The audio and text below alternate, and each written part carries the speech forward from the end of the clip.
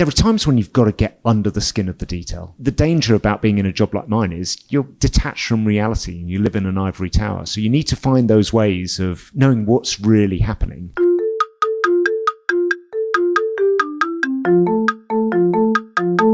Hello and welcome to the Shiny New Object podcast. My name is Tom Ollerton. I'm the founder of Automated Creative, the creative effectiveness ad tech platform. And this is a weekly show about the future of data-driven marketing. And every week I get to interview one of our industry's leaders about their vision for this industry. And today is unbelievably special. I'm sat here in the beautiful and serene Halcyon bar at Diageo 1 HQ, which is a lovely bar and sort of conference sort of space on top of their building on Great Marlborough Street. And I've been invited here by Mark Sands, who's Chief Innovation Officer. So Mark, thank you. And for anyone who doesn't know who you are and what you do, can you give us a bit of background? Thanks very much for having me on the podcast, Tom. So my name is Mark Sands. I am now Chief Innovation Officer at Diageo.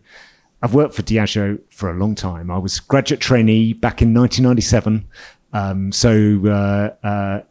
started actually in Diageo the day after Princess Diana died, to put it in its full historical context. And I worked in a number of different roles around the world for Diageo, mostly in marketing and commercial roles, beginning in London, but then went off on an odyssey that's taken me to Dublin, to Russia, to Singapore, and then back to Dublin again, which is where I still live. And the nature of my role now is an absolutely fascinating one. I look after innovation across all of our categories, all of our countries, for now and for the future as well. And I tend to describe my accountability, what my job is, as shaping the future of the way that people socialise. It's just casual, just. That's why that's what Thursdays, I do. Yeah. So shaping the way that people socialize, right? So help me understand the remit a bit better. So is that actually new product development as well as marketing, as well as like on and off trade? What's the breadth of that? Yeah, by setting out that vision of being a bit of a higher order vision, one step further away from selling liquids in bottles, what we're trying to do is broaden our scope of innovation. Now, of course, a lot of what we do is finding the new whiskies, the new ways that people are going to be enjoying tequila in the future. But also, I think if we were only focused on quite a narrow view of what our category does, it can ignore some of really the sort of the bigger spaces that our brands can step into. And so we've introduced a team that we call the Breakthrough Innovation Team. And their job is all about innovation that's not liquids in bottles. It's about platforms, not products, we call it. And that includes things like understanding how AI can help to predict people's flavor choices to help them choose the right whiskey, for example, or even seeing how the future of our category through areas like non-alcoholic versions of our brands is going to evolve out into the future. So what would you say is the best investment of your own time, energy, or money in your own career? It's a great question, that. And you know, the word that I connected to the most from that was energy. And it reminded me of a session that I did with the Guinness team that I was part of before stepping into this role. I'm based in Dublin. We actually went to Munster Rugby, they were doing a sort of session with business leaders where you spend a day with their nutritionist, their sports psychologist, their strength and conditioning team. And it's all about trying to bring sort of high performance sport into the workplace. And I'm a big rugby fan. I've always been quite active. I found the whole thing fascinating. But there was one thing that I took from that, and I think it was 7 years ago that we did it, and I've done it every week since then. And what the advice was from actually one of the Munster players was, your week is always busy, and if you plan in your time to exercise last, if you plan in the other stuff first, you're never going to do it. And that was my life beforehand. I was always thinking, I must get out for a run, or I must go to the gym, and then never quite getting there. And what I've done since that session is every Monday morning, I plan out when is going to be my exercise time during the week ahead. My favorite exercise time is to do it at 11 o'clock in the morning. I always start the day pretty early. I'm at my desk by 7. I'll do a few hours work. 11 o'clock is a great time to sort of get out and freshen up and wake up a little bit. And the difference that it's made to just kind of how much energy I've got and me feeling like I'm at my best all of the time. And it's something I always talk about with my team. Firstly, to remind everyone, you've got a bit more control over your diary than you think you have. So make sure you're setting out your day in a way that works for you. Understand when you're at your best, or when your best thinking time is, or what's that time of the day when you're quite good at just getting through all the admin stuff, and make sure that you structure things around that. And what works for me won't work for other people. Everyone's got different responsibilities, different, rhythms of the day when they're feeling better or worse. But just be choiceful about how you structure your day to make sure you're at your best more often. Yeah, I love that. And I'm the same. Like, I think for me, a lot of it is about your belief in yourself, right? And one of my affirmations every day is like, you love exercise. You love finding new excuses to be active and to do things. Daughter started school recently and I was like, right now, my wife doesn't work. But I was like, I'm going to do the school run. And literally it's a run now. I push her in the bucket really? and then run back. But it's like always looking for that extra bit you can do. I got overtaken on a park run by someone pushing a double buggy recently. Like, honestly, as an aging moment, it was hard. So one thing, not so much on the topic of the podcast, but I don't know if it's all business, but certainly our industry, which is the only one I've got that much experience of, is sort of fixated with high performance with sport. I can't remember the name of the guy, but it was the marginal gains thing in Dave the 2012 Olympics. Yeah. And you listen to that stuff, and marginal gains. You're coming back in the office and you're like, oh, he's right, marginal gains. And then someone drops 150 slide PowerPoint and you're just like, obviously there's a lot of chaos in sport, but it's like, right, you've got to get more numbers on the board than that other team, right? And so I wonder, how do you stop yourself being sort of sucked into a bit of a red herring? Because Olympic cycling is not marketing at all, but yet we're sort of drawn to it thinking, marginal gains, we do that. So I'm curious to know like how you synthesize two very different worlds in a way that's actually useful to your team, other than just puffing up everyone with some inspirational stories about things that went well.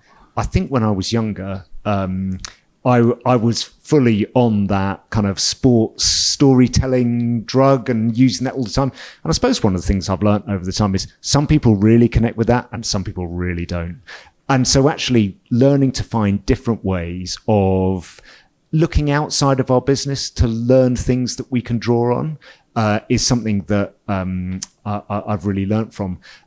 Occasionally when I'm here in London, I like going around the Royal Academy of Arts and occasionally just sort of looking at exhibitions. And again, just finding a different perspective, somewhere that you're free from your desk, you're free from that 150-page PowerPoint.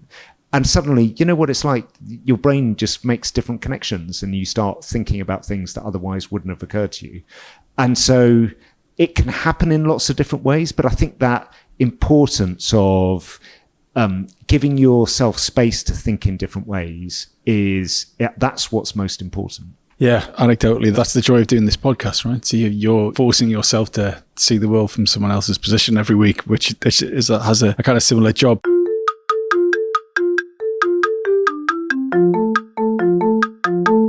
So what is your most oft given bit of data-driven marketing advice? So when you're coaching or mentoring or talking on stage, what is that bit of advice you find yourself bubbles up to the surface most often that you share, that you know works? I think my piece of data-driven marketing advice I give most often is zoom in and zoom out.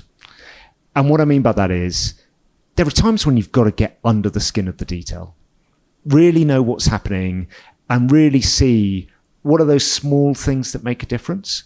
And you can do that in the data. Like I've always been one to love getting into the P&L or getting into the Nielsen data. And you can also do it in small ways. I've always started the day by looking on social media of just searching #Guinness, #Smirnoff, just seeing what people are saying. And of course, it gets to you in the end. You read it in your social listening reports and so on. But there's something really immediate about seeing new things that are popping up and seeing the way that people put our brands into their lives as well.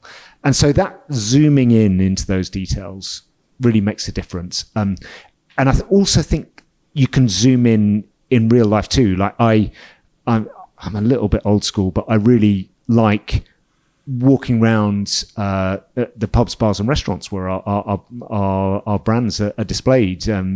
Doing that in Lagos as well as in London, and staying in touch with the salespeople that have taken you around there to hear what they're seeing. Because the danger about being in a job like mine is you're detached from reality and you live in an ivory tower. So you need to find those ways of knowing what's really happening. But of course, if you're only zooming in, then you can be myopic and just, not seeing the bigger picture. And therefore, actually finding mechanisms and ways of zooming out to a much bigger picture. So sort of out of our business, either into big quant data or consumer overviews, or even just a sense of what's happening in culture outside of our business, allows you to then connect up the small details that you zoom into with that sense of a bigger picture that can give you perspective. I love the idea of you sitting there in your pants in the morning looking up what people are saying about Guinness and Smirnoff up on social listening. That's a fantastic story. So we're going to move on now. I would love to know more about that, maybe another time. But your shiny new object is the Distilled report. So can you tell the people listening to this podcast specifically what is the purpose, what is the Distilled report, and maybe how they can get hold of it? Distilled is a consumer trends report that we've pulled together at Diageo using something that we call the foresight system.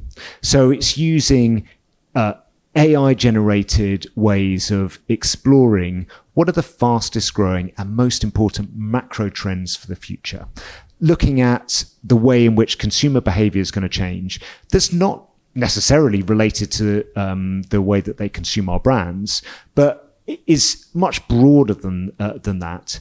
And it lays out these 5 big spaces that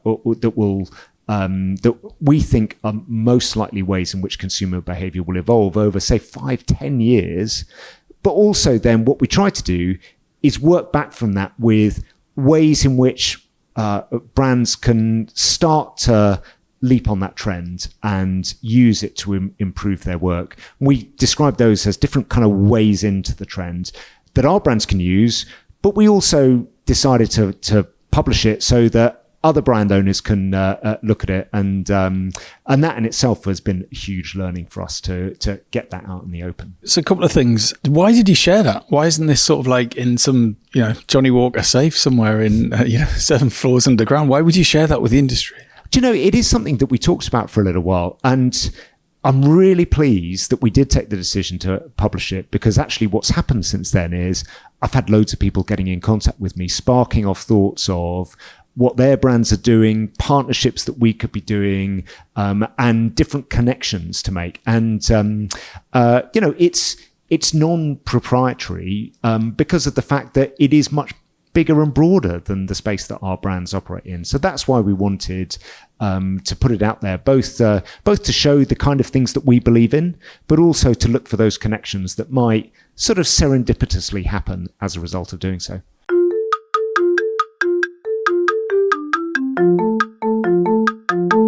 This episode of the Shiny New Object podcast is brought to you in partnership with MadFest. Whether it's live in London or streamed online to the global marketing community, you can always expect a distinctive and daring blend of fast-paced content, startup innovation pitches, and unconventional entertainment from MadFest events. You'll find me causing trouble on stage, recording live versions of this podcast, and sharing a beer with the nicest and most influential people in marketing. Check it out at www.madfestlondon.com.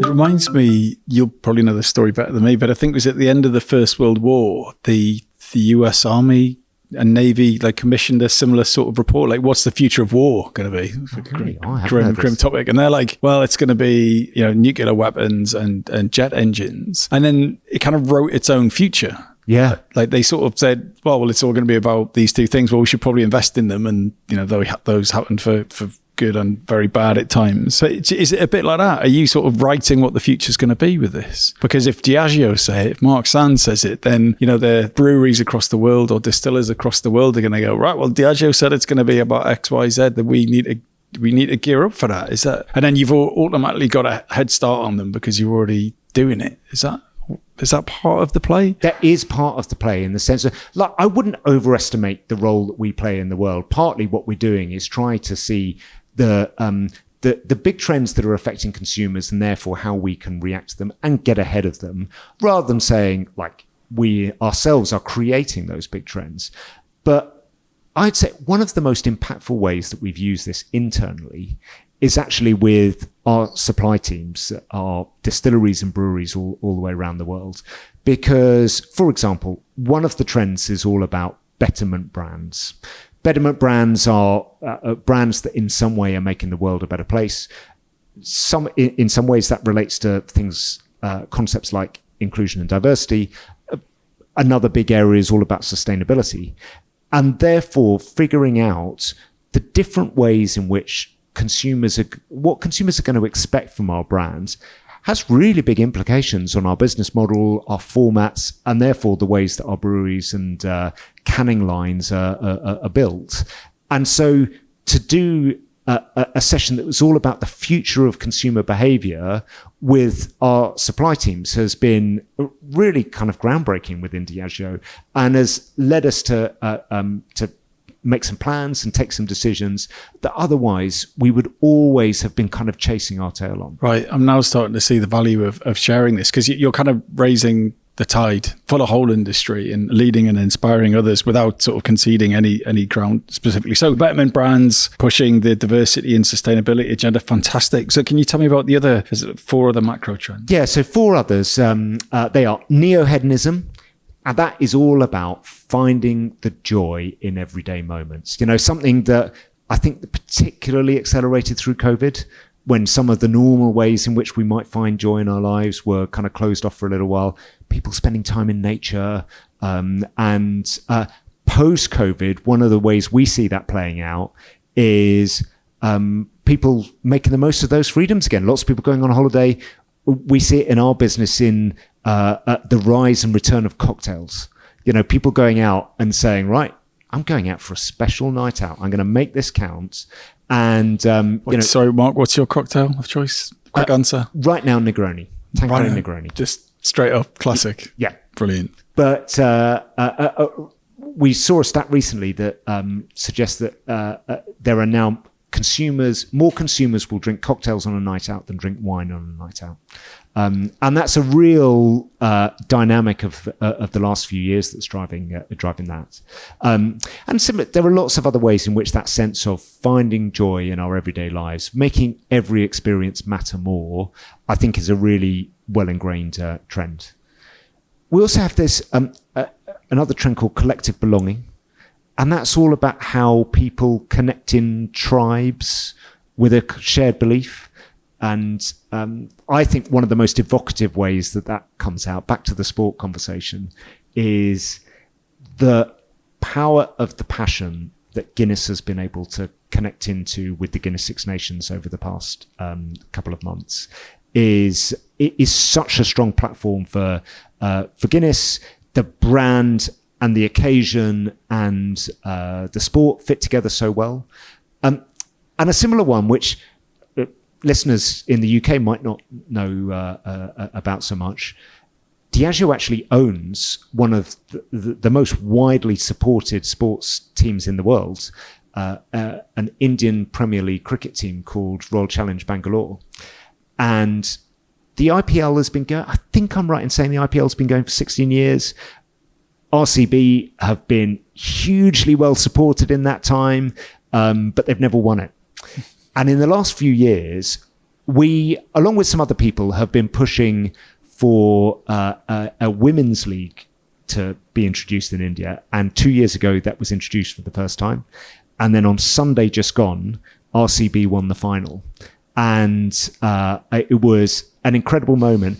And of all of the things that we've done in Diageo to promote gender equality, either in the business or with our brands, I think this is the thing that's had the biggest reach, because there were 93 million people that were watching when RCB won on Sunday. Did you go to the game? I didn't. I would have loved to go to the game. The atmosphere looks incredible. But no, it was live on Sky Sports here in back home, so I was watching that. And how did the ownership of RCB come around? That's the new one to me. Was that you own them outright, or a majority investor, or like? Yeah, we own them outright. We have a whiskey called Royal Challenge in India. So when our ancestor company USL there in India, which we acquired, must have been about 2014, had established the team when the IPL first started.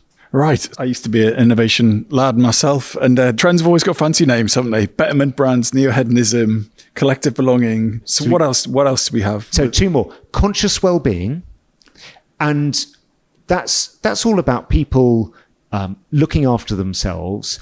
But the nature of that is really interesting, of how that's evolved, because we see it impacting our business with the phenomenal growth of non-alcoholic. You know, for us, things like Guinness 0.0 is absolutely flying. But interestingly, we also see it in an area that you might call self-treating or self-love. And so actually one of our brands that really benefits from that is Bailey's. It's one of the brands that for us probably had the biggest growth during the COVID period, because what we were finding were, you know, particularly that period when people were in their homes the majority of the day, people were looking for a little treat in their lives. And whether that was through baking, through treating, or just a glass of Bailey's.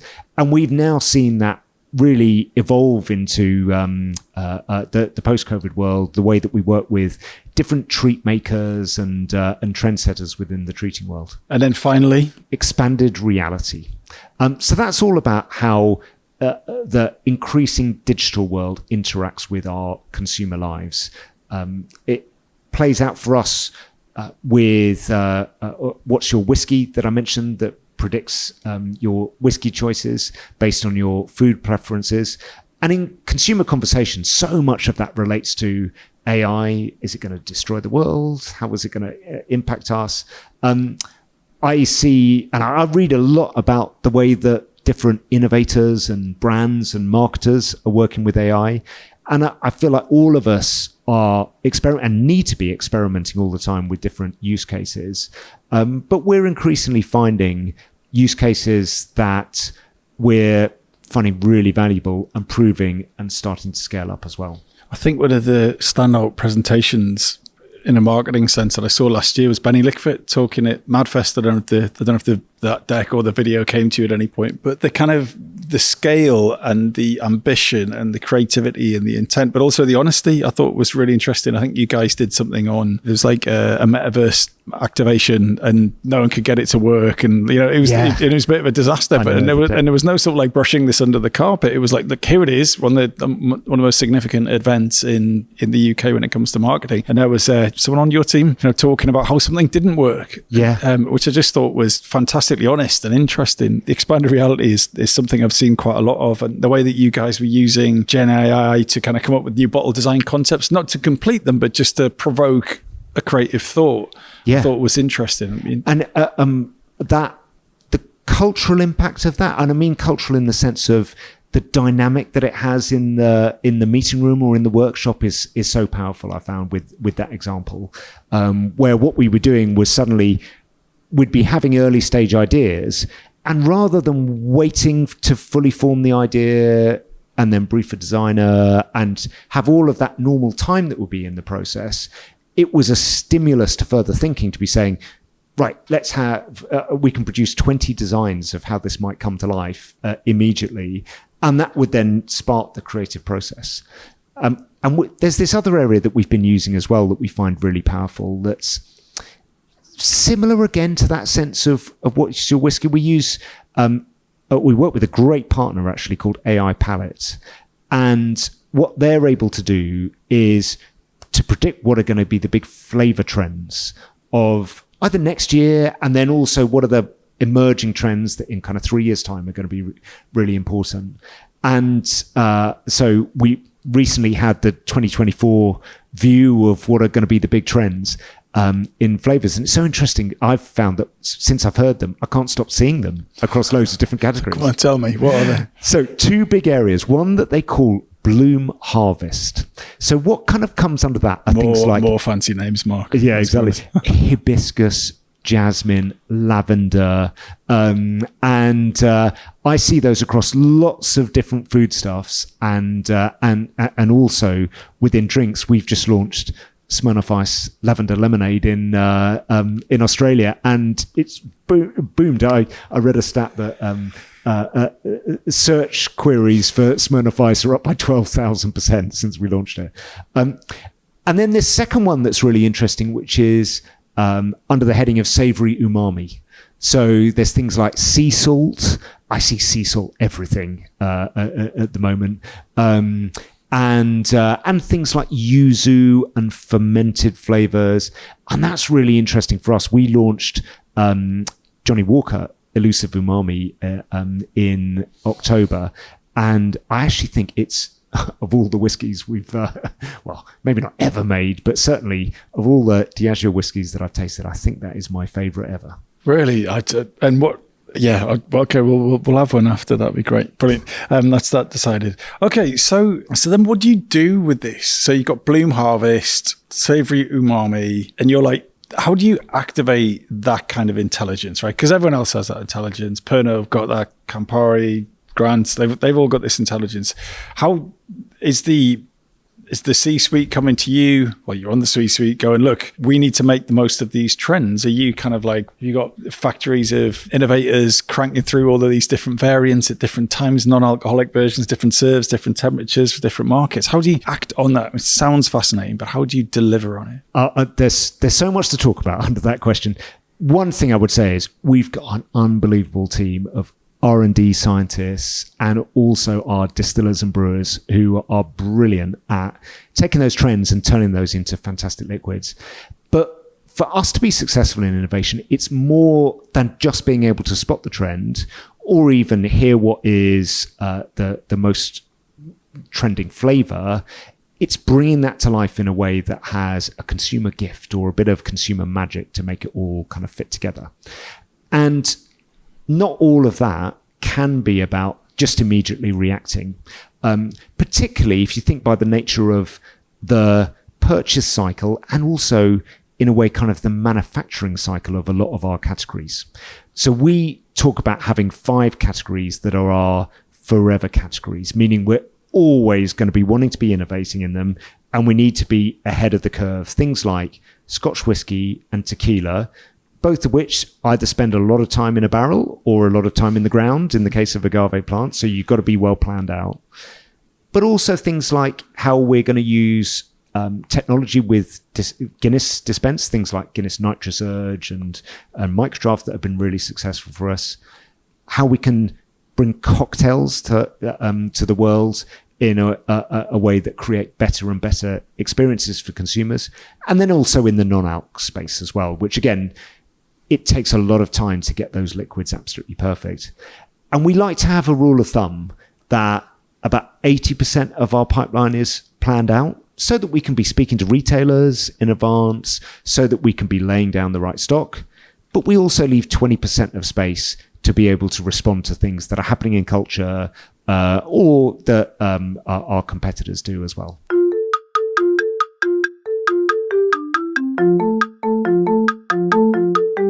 So, of all the innovation jobs there are in the world, and for the things that you shared, it sounds exciting. It sounds ideal. It sounds like a lot of fun. There's a bit of travel in there as well. You know, and the entertainment category is definitely one that's based around pleasure. So it's a fun place to work. You know, it's a fun thing to be in. But can you honestly tell me what scares the shit out of you?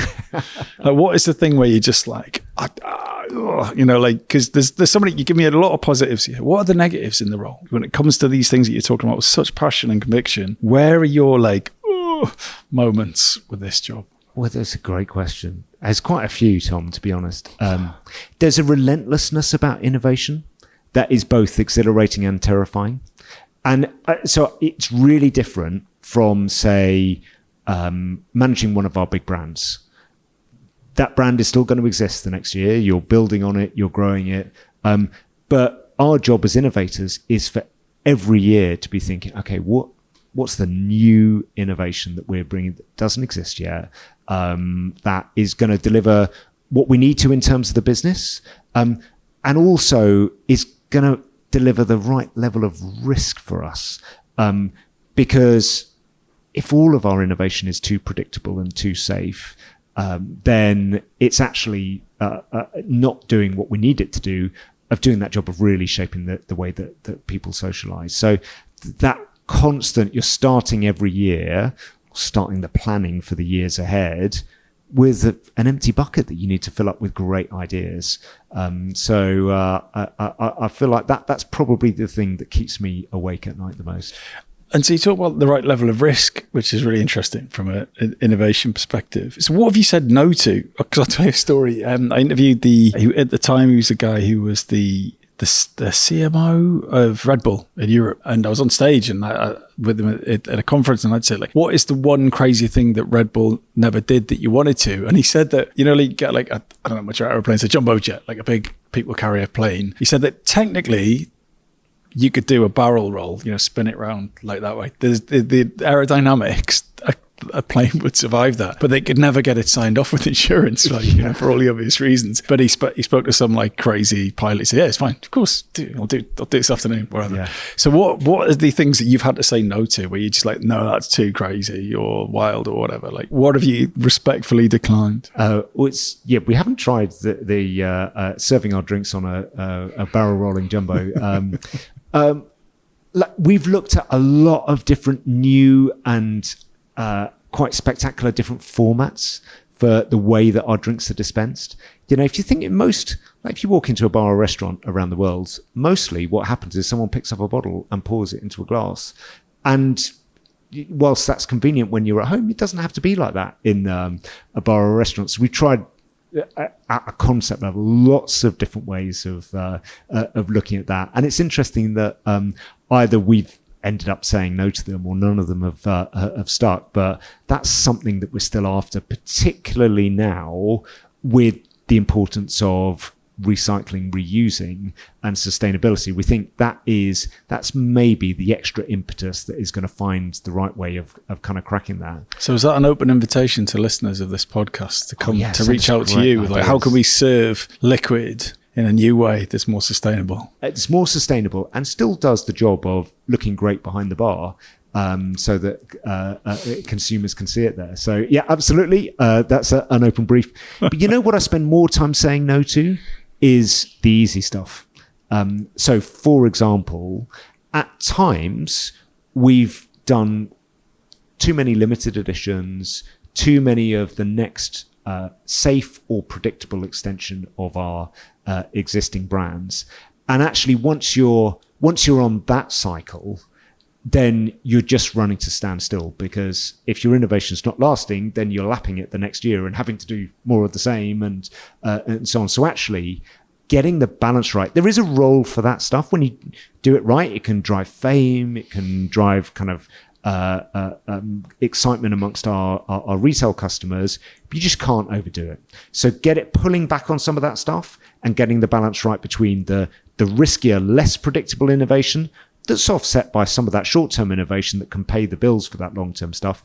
Like, that's the magic, if you can get that balance right. Mark, I'm really frustrated that we're going to have to leave it there. I feel we just glossed over the report. How can people get hold of it?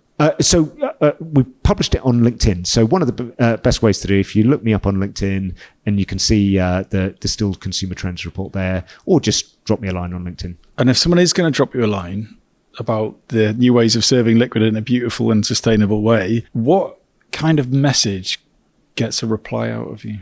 Oh, I try to be good at responding to all of the messages. But certainly, like, referencing this podcast would be a great way of making me notice it. Mark, thank you so much for your time. Thanks very much, Tom.